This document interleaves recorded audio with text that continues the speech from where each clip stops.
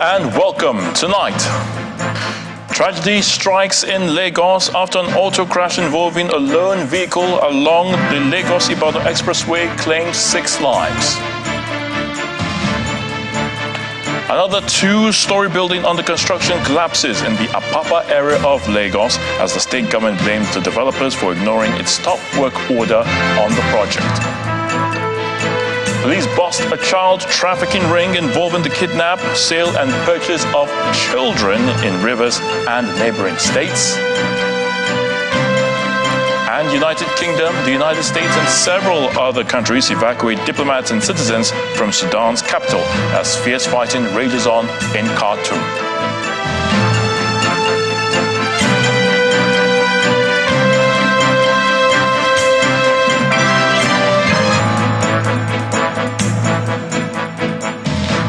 We begin in Lagos, southwest Nigeria, where tragedy struck earlier today after an auto crash around the popular Kara Bridge along the Lagos-Ibadan Expressway left 6 persons dead and others injured.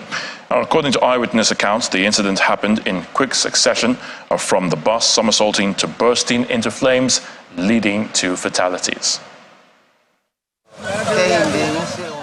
They started off their journey like these vehicles out toward the ever-busy Kara Bridge along Lagos-Ibadan Expressway. But unfortunately, this is what is left when this commercial bus swerved off the road, somersaulted, and burst into flames. Eyewitnesses claim it's as a result of vehicle brake failure. However, before help could come, about 6 persons are burnt in the inferno, including children. Some of those who witnessed the incident tell us what they saw. An official of the Federal Road Safety Corps says some persons were rescued but didn't give exact figure of fatality. It was a fatal crash. Even as we speak, the rescue operation is not yet concluded. But meanwhile, there are casualties. We have some deaths, while some were rescued and have been taken to the hospital. So as we speak now, we are still trying to monitor those in the hospitals. After now, we move to the hospitals and see how far they are responding to treatment. As to the cause of the crash, these reasons that is being given is from a layman angle, but we need to investigate, carry out appropriate investigation so that we know the cause of the crash. Whilst construction work continues on the express, the burned vehicle has been towed and normalcy has been restored in the area. But the families of the victims continue to mourn their loss, while those at the hospital are hopeful for a quick recovery. Jeffrey Uzongo, Channels Television News. Staying in Lagos, and barely 72 hours after a 7-story building under construction collapsed on the Banana Island area of Lagos, another building that's under construction has collapsed, this time in the Apapa area of the state. Well, officials of the Lagos State Building Control Agency, who are among the first responders, have sealed the building situated at number 45 Ladipo Oluwo Street in the GRA Apapa area of the state. Well, the agency says its preliminary inquiries showed that its officers had issued a number of contravention notices, a stop work and seal up orders which the developer ignored and carried on construction without any recourse whatsoever to the authorities. Although there has been no report of any casualty, the agency says this particular incident, like similar others, reinforces government's repeated calls for responsible behavior on the part of all stakeholders in the building environment. Now, the state government says it has activated inquiries into the collapse to unravel the minute details with a view to taking appropriate actions. Meanwhile, the National Emergency Management Agency, NEMA, has confirmed that no life was lost nor any injury recorded in that building collapse that occurred on Saturday evening at Sango Police Barracks in Ibadan, the Oyo State capital. Now, the Southwest Zonal Director of the agency, Mr. Akyode Akonde, who disclosed this to journalists, however, says that 3 vehicles were badly damaged and have been evacuated from the rubble of the collapsed structure. The building that caved in was an attachment to the two-story residential building in Block 11 within the Sango Police Barracks. Journalists had a hard time recording footage from the site of the collapse as police operatives placed limitations to certain areas. From the back of the collapsed building, more cracks are evident, showing a structure that is fast wearing out and in dire need of repairs. According to NEMA, this barracks is more than a century old. We cited a lot of lapses in the building. I think it's an old building. The exact causes of the building is the fact that it's an old building which has been existing for at least for more than a century. And because of lack of renovation or restructuring on constant basis to keep the building at the normal level of standard, there was a neglect of the building and it has been showing some signs. NEMA says the building within the barracks had showed signs of possible collapse as it had cracked in many areas. It said before this part of the building eventually went down, the occupants had evacuated themselves, a move that helped forestall what could have been a disaster. It is during the process of being evacuating these people, that aspect of the building collapsed. And thank God, nobody got injured, and no life was lost.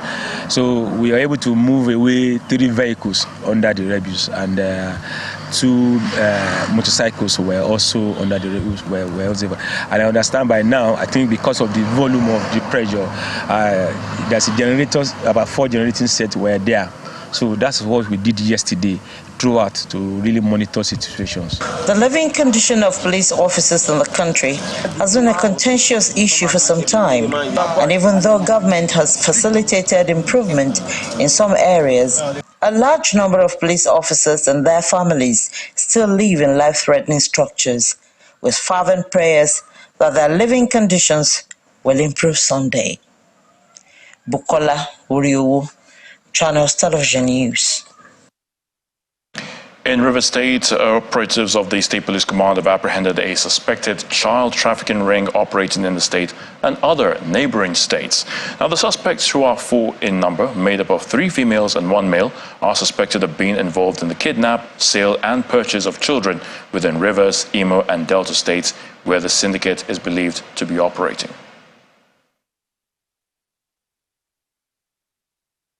Of the monitoring unit of the River State Police Command lead out the suspects. 3 females and a male believed to be members of a syndicate involved in child trafficking.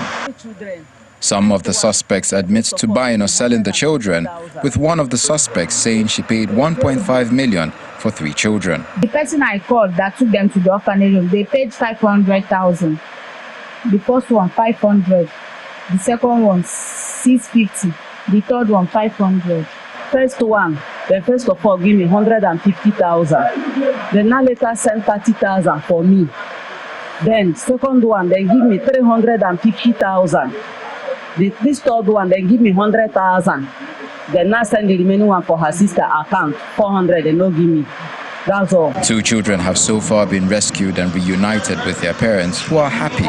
But one parent is still hopeful that her child will be found and returned to her. We get called that they get one woman with arrest in LL. So the woman, they confessed that she said that he's the one who kidnapped my daughter. So after every we go there, ask the woman say that he's the one who come take away my daughter.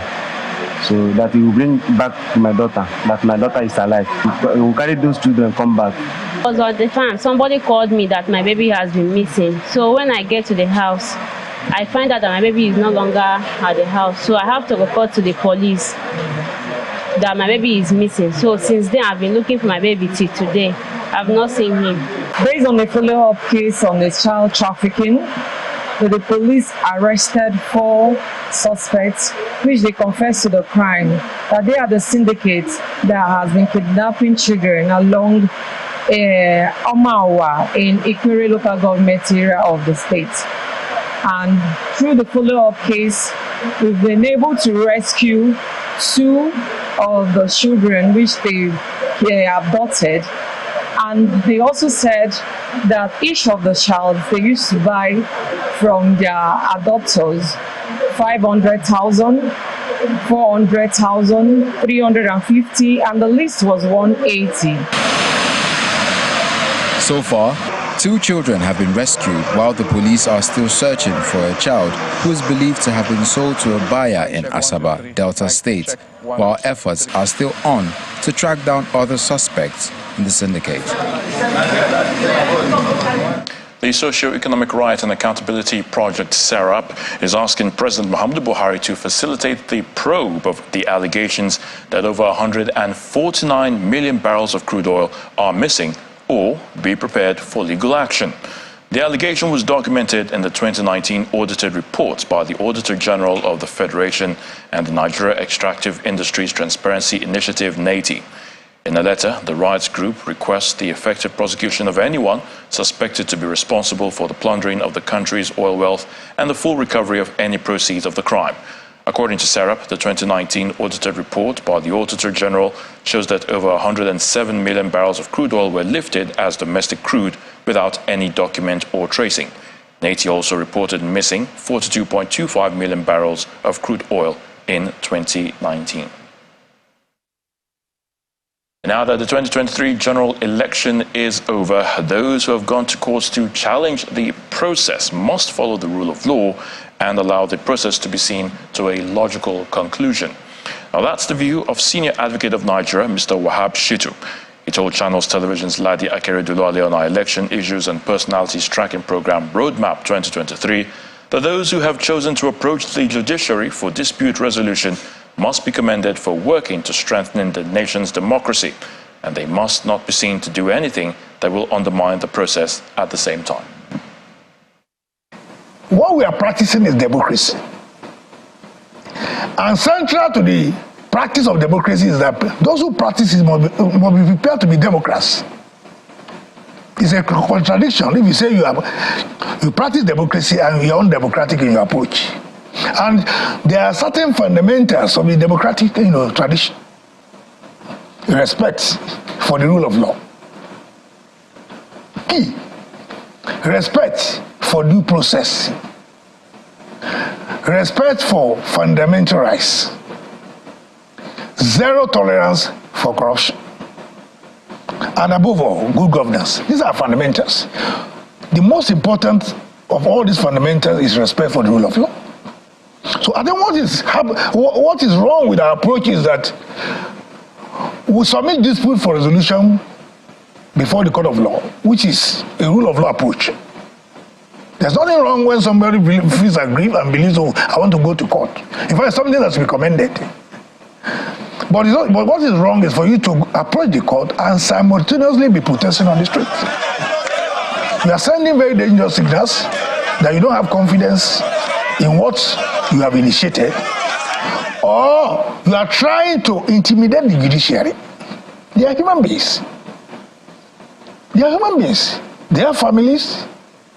They live within the society. They live within the society.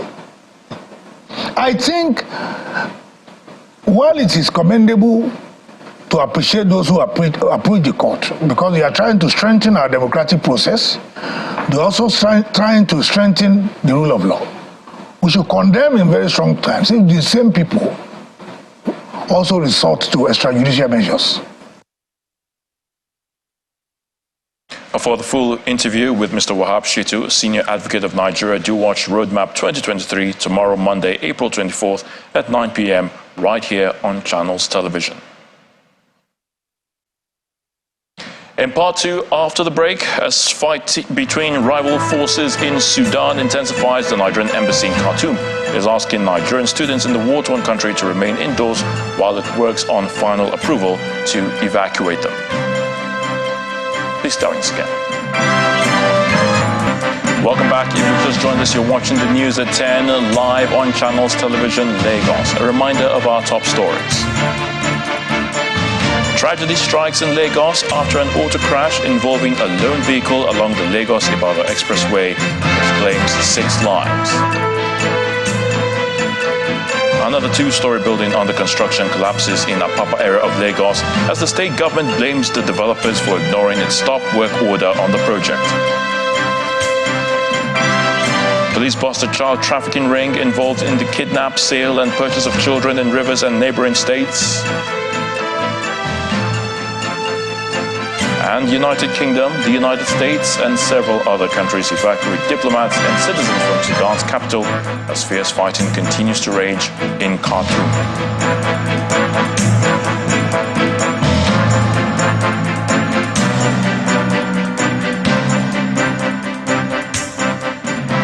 Ahead of the November governorship election in Imo State, religious, traditional, as well as political leaders across party lines from Imo North Senatorial District, popularly called Okigwe Zone, have passed a vote of confidence on the Imo State Governor, Senator Hope Uzodinma. Now, the leaders who gathered at Umueze community in Ehimembano in Imo North Senatorial District of the state based their stand on the Imo character of equity, of the November 11 governorship elections and other issues that affect the development of the zone.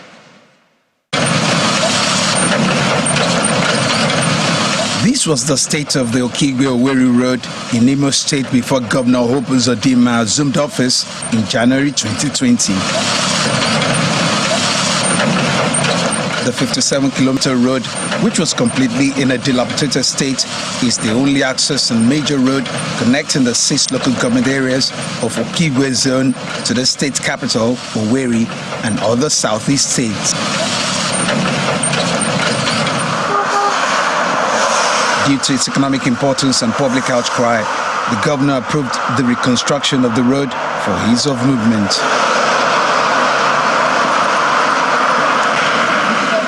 And that perhaps informed this meeting of religious and traditional leaders as well as political leaders across party lines in the state. On the Imo Charter of Equity, the leaders say they adopt the proposal of the Imo Leaders Council, which states that the incumbent governor, Hope Uzodinma, who is from Olu Zone, completes his 8-year tenure, then hands over power to Owerri Zone.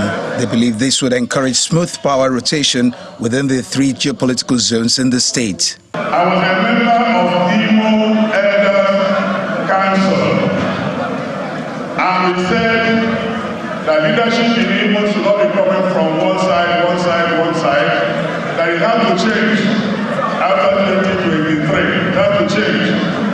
And so we have drawn and accepted what we call Charter of Equity, which means that governorship, speaker, deputy governor will now rotate among the 3 zones.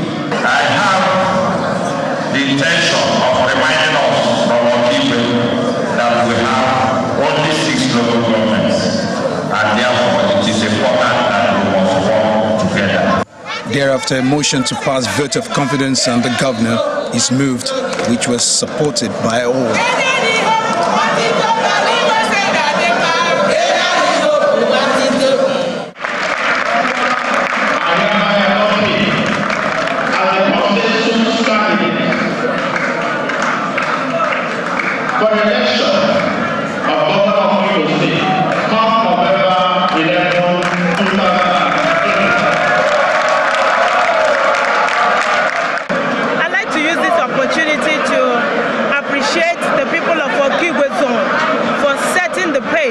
The consensus by these leaders is that irrespective of political differences, people of Okigwe Zone are expected to support the governor in his second-term bid as Imo State Governor based on his achievements and developmental strides so far. As export trade relations between Nigeria and China continues to rise, the executive director of the Nigerian Export Promotion Council, Ezra Yakusak, is calling on the Chinese government to remove some export products from its protocol list. Mr. Yakusak, who made the appeal ahead of the 3rd China-Africa Economic Trade Expo, says that the consideration from the Chinese government will help Nigerian exporters gain access to Asian markets. Some of the products currently on the Chinese protocol list include chili pepper, peanuts and soya beans. To explore the opportunities that trade offers both Nigeria and China, the Executive Secretary of the Nigeria Export Promotion Council and officials of other government agencies meet Chinese trade officials ahead of the China-Africa Trade Expo. Considering the long-standing relationship between Nigeria and China, Nigeria is now designated a country of honor by the Chinese government, symbolizing a win-win business relationship. We also asked Moscow of China to invite relevant agencies like JCC, POSC, and also Taxation Administration to attend this close meeting. So if the embassy is interested and also Dr. Ezra, you're interested, we look forward to your participating in that meeting. The Executive Director of the Nigeria Export Promotion Council appreciates the new designation for Nigeria. He also calls for reconsideration of the ban on some products from China into Nigeria. We are aware that there are some goods that have been placed on protocol lists here in China, goods coming from Nigeria. Specifically, we have cassia tora, we have chili pepe, a peanut cake, and other products. So we are urging you to reconsider removing those goods on the protocol list so that we'll have the opportunity of exporting those goods here to China. To further boost trade with Nigeria, the Chinese government requests approval for the establishment of a Chinese export trade house. I think this kind of mechanism can solve two problems. First is the shortage of foreign exchange reserves in Nigeria, and also we can prevent the risks of foreign exchange fluctuations. So in this way, I think we can, for example, store some of the marketable Chinese goods in the overseas warehouse in Nigeria.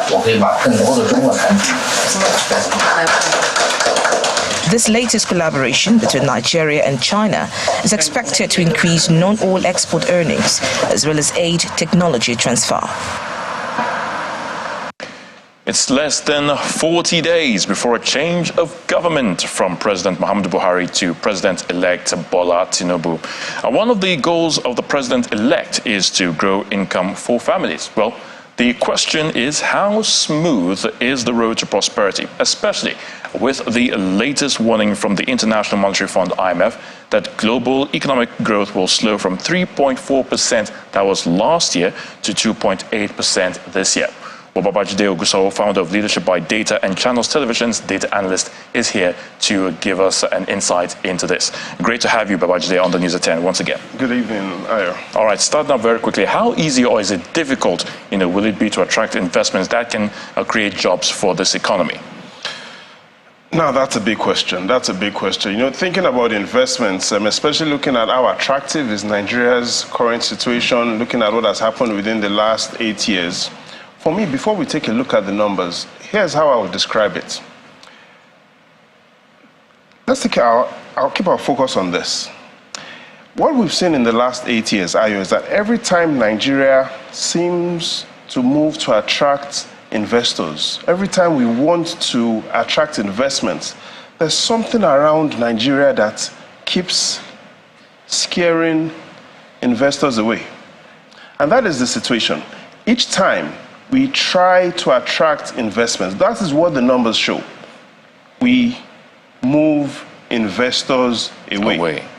Now, the evidence also shows that each time investors come to Nigeria, based on our policies, based on our legal system, there is something, Ayo, about Nigeria that even though investors want to come in, you might call it odor, you might call it magic. But what the evidence of the numbers we're about to see shows that there is clearly something about Nigeria that makes it hard for investors to come in. Let's take a look at what exactly has happened within the last 8 years, especially that key number, foreign direct investment, because that is patient capital. That is money that is here to stay. And looking at the facts from the central bank, from the National Bureau of Statistics, their facts shows that since 2014, we have not gotten to the level of foreign direct investments that we were. In simple terms, in 2014, total foreign direct investment, patient capital, that got into Nigeria, $2.2 billion. Since then, we haven't gotten to that point. What we've seen, Ayo, is we've seen a decline. It's been volatile. First, look at what has happened in each of those years. You see, 2015, it dropped to $1.4 billion. 2016, a further drop. 2017, less than $1 billion. Look at what has happened in the last 2 years. That is the first time in recent history that we've seen 2 consecutive years of less than $1 billion. I'm talking about focusing on 2021, only $699 million, and 2022, $468 million. You'll notice that looking at that history, we haven't seen 2 consecutive years of less than $1 billion. In summary terms, like I started, there's clearly something going on in Nigeria that makes it difficult for investors to bring in their money. And so the challenge of the government, of the new government, will be, how do you reverse the trend? We've seen President Buhari, as he's leaving, try to attract investments, but what has clearly happened is the investments are not coming in. Which brings the next question. How does the rise or fall of foreign investment indeed affect the common man, the ordinary citizen? You know, one major thing, Ayo, is the foreign direct investment, that patient capital. When the foreigners come in, or when the foreign investment comes in, it's meant to be used, especially in those productive sectors. You bring in a lot of billions of dollars, you set up factories, you set up jobs, you bring in a lot of equipment, you employ locals. And so what we've seen in most developing and developed economies, there's a correlation between the amount of investments you attract, foreign direct investments, and the growth of the economy. So in other words, when you attract more investments, your economy grows. When your economy grows, businesses that you own and some of the businesses, small SMEs, will be able to hire more people and create prosperity for the nation. But as long as investors are being pushed away, then the jobs will not come and the prosperity will not happen. Let's also take a look at these facts, looking at exactly, is Nigeria a bus stop, or has Nigeria become, or is Nigeria a destination? The evidence shows that at the moment, Nigeria is not a destination. Nigeria is just a bus stop. What do I mean? Between May 2015 and December last year, the evidence from the central bank shows that $86 billion has been invested in Nigeria. That seems like good news. The challenge is only $7.4 billion out of this amount is long-term money, foreign direct investments. In simple terms, though $86 billion has come in since President Buhari was sworn in 2015, less than 10% of that amount is long-term capital, what we classify as foreign direct investment. A lot of that money is short-term money, people coming in and trading, money that is not coming to stay. And that is why, based on these numbers, it looks like Nigeria is a bus stop rather than a destination. People do not see Nigeria as a destination for finance, they just see it as a bus stop on your journey to where the money is going. Which brings the next question. What then should be Nigeria's investment priority? I mean, which countries should Nigeria be looking at in terms of making investments or bringing in investments? The challenge is the countries that Nigeria has been looking at are the reasons why the investments are down. So where our hope lies is where the problem lies. Here's what I mean. The UK and the United States, the United Kingdom and the United States traditionally contribute the most to investments that comes into Nigeria. But let's take a look at what has happened in the last decade. And that is the question the president-elect needs to answer. What will he tell investors differently that President Buhari did not say? Let's focus on these numbers because this is very critical.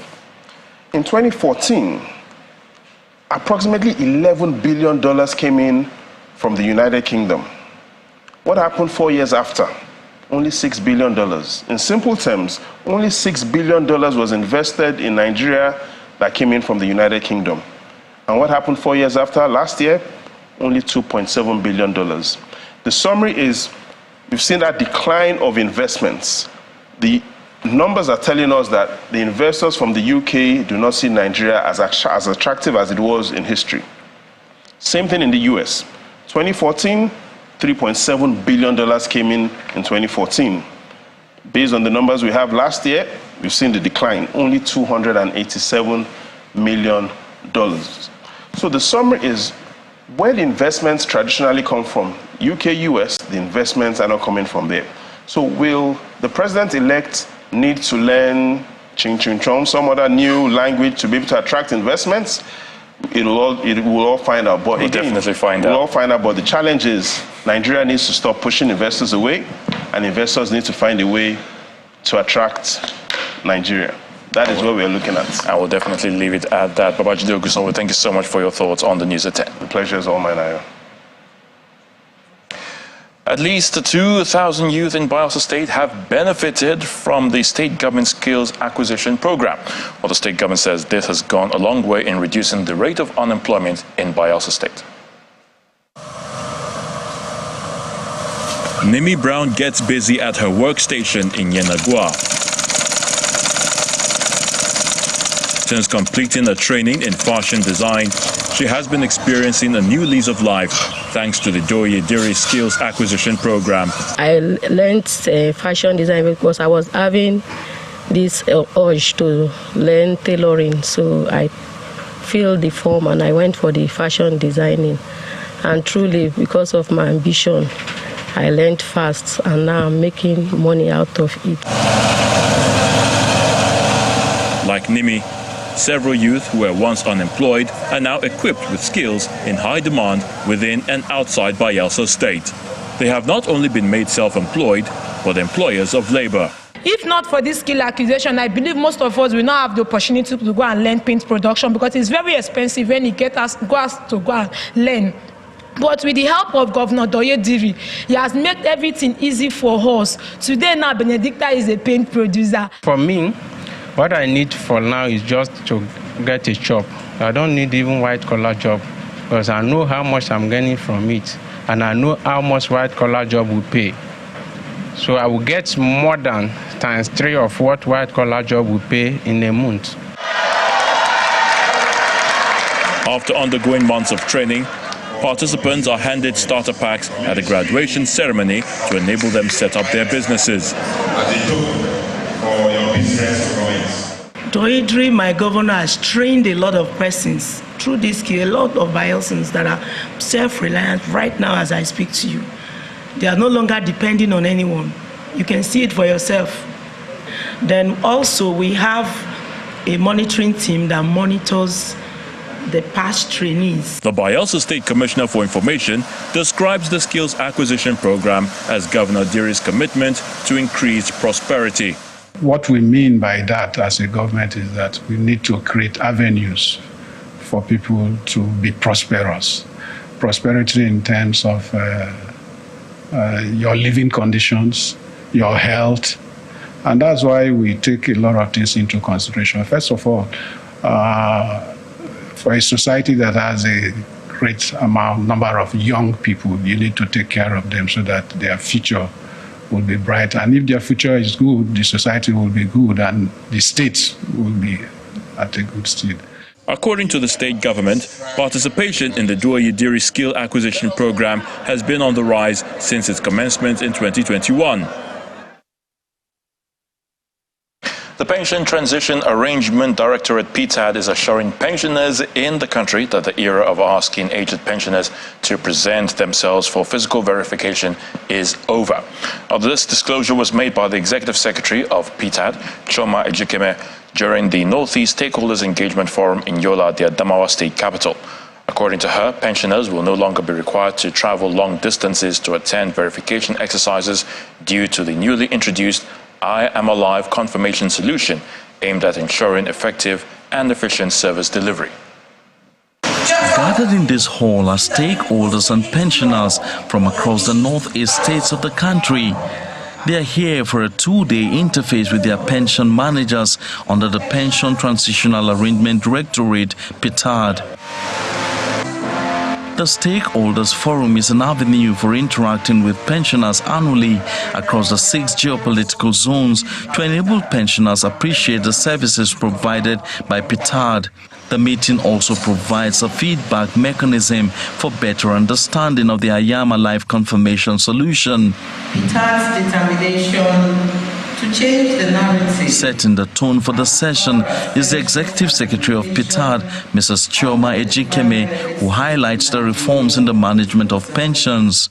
It is pertinent to note that PTAD has intentionally and consistently been working on achieving positive and sustainable change in DBS pension management for the almost 10 years of its operation. Other speakers at the event applaud the progress so far recorded. All that we have heard about PTAD is correct. I want to say the ES PTAD has special passion for pensioners in Nigeria. In the service delivery sector, you have the supply side and the demand side. PTAD is the supply side. We keep telling them to improve and all that because the biggest room in the world is that of improvement. But then, as the demand side too, we have our own obligations that we must fulfill in order for PTAD to serve us better. Speaking to journalists on the Ayama Life Confirmation solution, the Executive Secretary of PTAD gives further insight on the initiative. The most important benefit is that stress of the pensioner, of the senior citizen. Because however comfortable we make our centers, even if we feed them 3 times a day, if we have a center here in Yola, there are some other people who will come from other cities in Adamawa to come here, and it will still be an inconvenience. As the administration of President Muhammadu Buhari winds down, PTAD remains confident that the incoming government will continue to give priority attention to pensioners' welfare. Well, operatives of the National Drug Law Enforcement Agency, the NDLEA, have arrested a man and a woman who were en route to Saudi Arabia in an attempt to export 14.4 kilograms of cocaine concealed in lace and Ankara fabrics at the Murtala Mohammed International Airport, Ikeja, Lagos. According to the NDLEA, Aribi Ahmed Olasheinde was arrested on Thursday, April the 20th, at the screening point of the MMIA Terminal 2. When his carry-on bag was checked, 4 sets of white lace material with linings of substance that tested positive to cocaine, weighing 11.50 kilograms, were discovered. A day earlier, the operatives had arrested Mrs. Silifat Turayo Akombi with 2.90 kilograms of cocaine during an outward clearance of passengers from Lagos via Doha to Jeddah, Saudi Arabia. A search of her hand luggage led to the discovery of 6 sheets of cocaine weighing 2.90 kilograms concealed in Ankara fabrics. In other parts of the country, NDLEA operatives also recorded some arrests. In Bayelsa State, a 400-level student of the Niger Delta University was arrested with 600 grams of skunk, while in Adamawa, a notorious drug dealer who was convicted and sentenced to 15 years in prison in 2021 for drug offenses was arrested at Hayingada, where he went to supply 1.650 kilograms of cannabis to an undercover agent. The NDLEA also confirmed that in Kaduna, operatives acting on credible intelligence intercepted a truck conveying 110 bags and 200 compressed blocks of cannabis sativa weighing 1.223 tons in Zaria. Also, in Edo State, a 42-year-old cripple was arrested in a raid with 1.3 kilograms of cannabis sativa and 10 liters of monkey tail. Muslim faithful have commemorated this year's Eid AlFitri Festival with colorful cultural display in Katsina State, with residents urging the incoming administration to focus their attention on security and socio-economic development aspects of the state. Now, this is the second time the Durbar is taking place after 4 years of suspension by the Katsina Emirate Council due to activities of terrorists as well as the global COVID-19 pandemic. For the second time after the COVID-19 pandemic and reduced levels of insecurity in Katsina State, the age-long traditional Durbar Festival is being conducted to celebrate Salah and mark the end of the Muslim Ramadan fast in the state.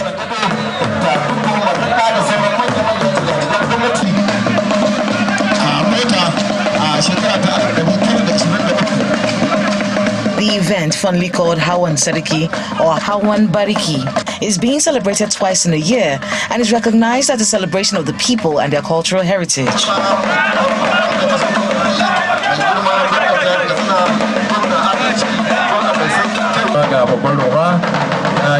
As tradition has it, the essence is to pay Salah homage to the governor of the state by the emir and to cement the long-existing relationship between the government and traditional institutions. Beside the richly attired emir and his district heads, there are also warriors, hunters, drummers, dancers and singers, among many others exhibiting their skills.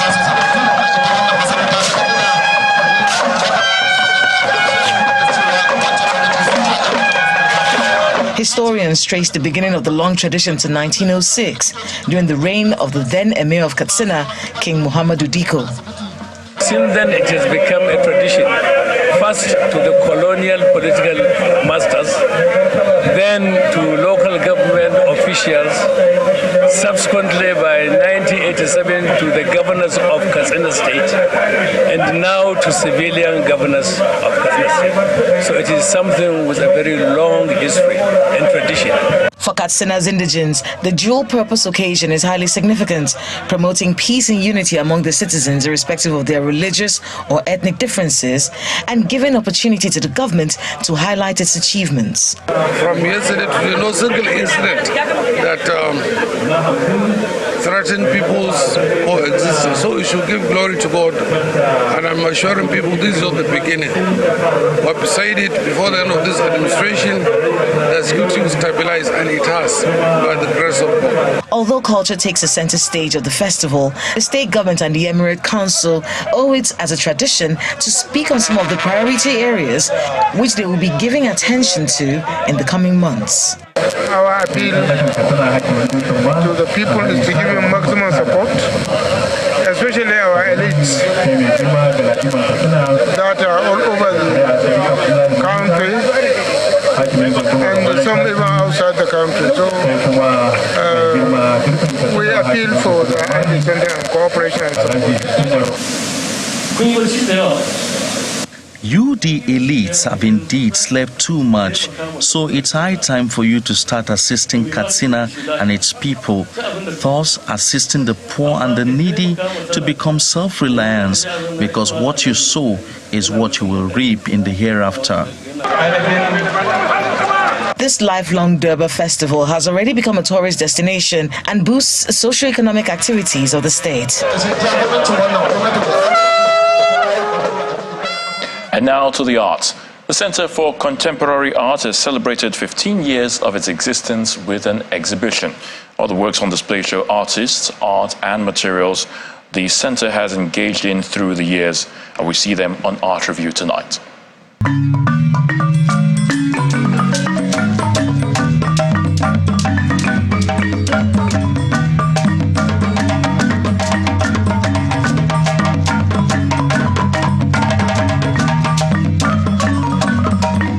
Images in this room have put together to capture 15 years of the Center for Contemporary Art in Lagos, a non-profiting art organization set up by the late Bisi Silva.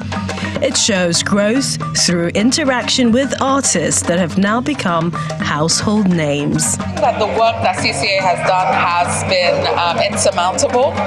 If you look at the walls in this exhibition and just the material, you see so many names, names of people that are now household names: Ndidi Dike, Victor Hekemena, Emeka Ogbo, Lemi Garioku. Just so many artists that CCA has worked with over the years, and many of which who have come through either our workshops or talks or had the opportunity to experiment with their artwork as well in this space.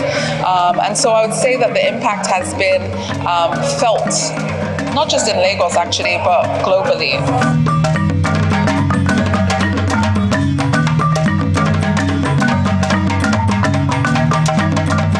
Research and materials are being put together still with the young artists in view, so they can really understand and learn more about their craft. We're hoping that our upcoming artists will attend our workshops, focus on materials, and focus on research and developing research practice in their work. CCA was founded with the belief that artists need to build criticality and learning into the work that they're producing. So we want to activate our library through book readings and through workshopping as well with our partners and our funders. And also looking at specific art skill sets. So how are artists working with different materials like art and technology? Opening up workshops to young artists to attend that's outside of their normal practicing medium as well. When the CCA was set up in 2007, it was initially supposed to be just a library or art center and research resource. But over the years, it has evolved to accommodate art workshops, seminars, and exhibitions. The federal government is asking Nigerian students in Sudan to remain indoors while it continues making arrangements for their safe evacuation from the troubled country. Well, a statement from the Nigerian embassy in Khartoum, signed by the charge d'affaires H.Y. Garko, advised the students to disregard the notice circulated by the National Association of Nigerian Students, NANS, in Sudan, calling on students to converge at the African International University, NANS office, and El Razi University for evacuation, or to bring $100 or $200 for evacuation. Now, the government says it is still dangerous to embark on a journey toward the borders of Sudan without security clearance and guarantee from the Sudanese authorities. Meanwhile, the federal government has given its commitment of evacuating Nigerians living in Sudan in the midst of ongoing violent clashes in that country. While the Minister of Foreign Affairs, Mr. Jeffrey Onyema, gave the assurance while speaking on our political program, Sunday Politics. According to the minister, efforts are in top gear to bring Nigerians back home in a matter of days. All the agencies of government are working at the moment, including NEMA, the emergency agency, and they're being contacted to find what the needs are, before evacuation, what immediate needs there might be and how to get it through to them. But as I said, we're hoping that in the next day or two, we can start, we'd have got the approval from the Sudanese government to start moving our people out. Our embassies in Egypt, I was in touch with our ambassador in Egypt, also because Egypt is a country that's particularly close to Sudan, to also help to facilitate for this corridor and also for their reception when they, arrive there, their upkeep and so forth. The ideal at the moment, what we've told people, is to stay where you are. You don't want to, because it's an unpredictable situation. You don't want to be going, long distances far from where you are domiciled. But obviously, we have a pickup point that has been, I think, that will be communicated to everybody once we, once we've decided that 0 hour has reached when we should commence evacuation. Still on the violent clashes in Sudan, several countries have already evacuated diplomats and citizens from Sudan's capital as fierce fighting continues to rage in Khartoum. While the US and UK announced on Sunday they had flown diplomats out of the country. France, Germany and Italy are among other countries also organizing evacuations starting on Sunday. Well, a vicious power struggle between the regular army and powerful paramilitary force has led to violence across Sudan.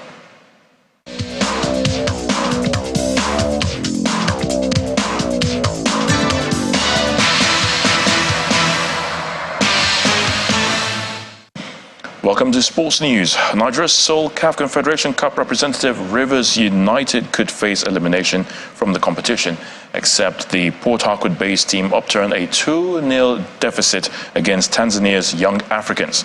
Well, the visitors stunned their host earlier today at the Godswill Akpabio International Stadium in Uyo in the first leg of their quarter-final clash.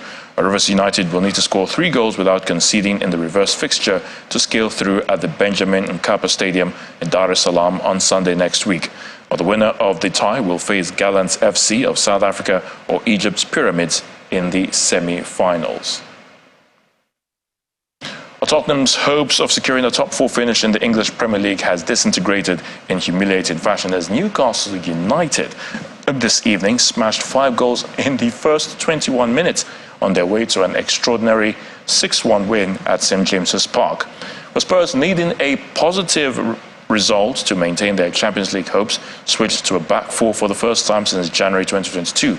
But interim head coach Christian Stellini's tactical plan was left in tatters as Newcastle ran riot to move up to 3rd.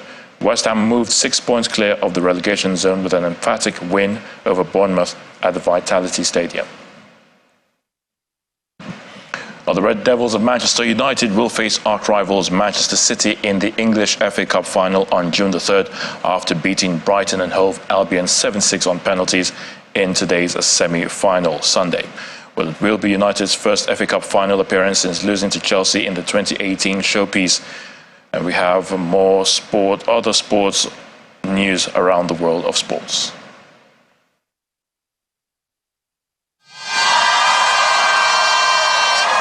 Kenya's Kelvin Kiptum earlier today smashes compatriot Eliud Kipchoge's course record to win the men's London Marathon in the 2nd fastest time ever.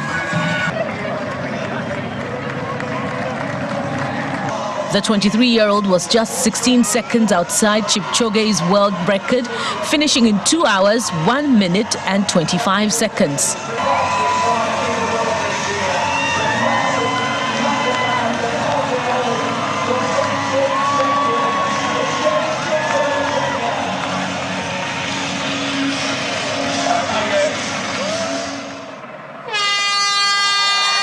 Ethiopian-born Dutch long-distance runner Sifan Hassan also produced a remarkable run to win the women's race. Despite suffering a hip injury, she battled to win on her debut at the distance in 2 hours, 18 minutes and 33 seconds.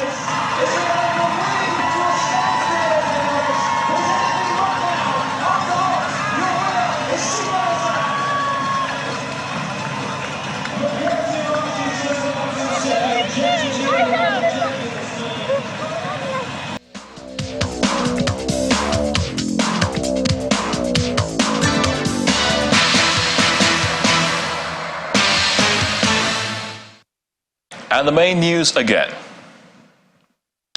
Well, 6 people were killed earlier today in an auto crash along the Lagos-Ibadan Expressway.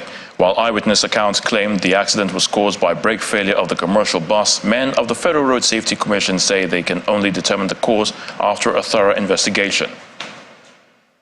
Also today, another 2-story building under construction has collapsed in the Apapa area of Lagos. Well, the Lagos State Government, however, blamed the developers for ignoring its stop work order on the project. And the Nigerian embassy in Khartoum has told Nigerian students in war-torn Sudan to remain indoors while it works on final approval to evacuate them, just as the federal government gives assurances of evacuating Nigerians as well in a matter of days. And that's the news at 10 tonight. Many thanks for watching. I'm Ayotunde Balogun. Good night.